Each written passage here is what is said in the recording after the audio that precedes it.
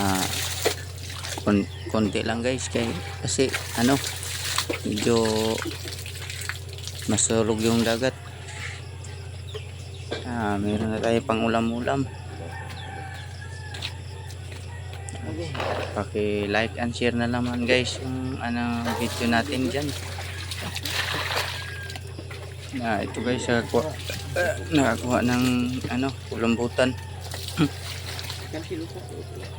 Medyo sari-sari lang yung nahuli namin kasi apat kami kagabi na nanghuli na isda. Medyo na guys, medyo matumal na yung dagat natin kasi lagi na mayroong nagpupupisor na mga dayo. Yung mga isda natin dito sa Santo Niño, konti na lang. Sabaw na lang. Hindi na masyado marami yung mga isda sa atin sa Santo Niño. Kasi yung mano-mano na pamana, yung makikita mo, yun lang pa mahuli mo sa pagpana.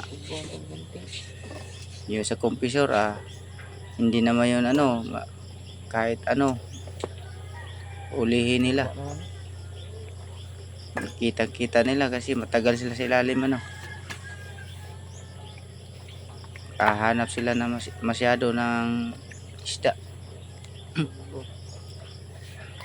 Guys, ito ilagay sa sa pressure kasi bukas pa tin lulutuin natin yung kulumbutan.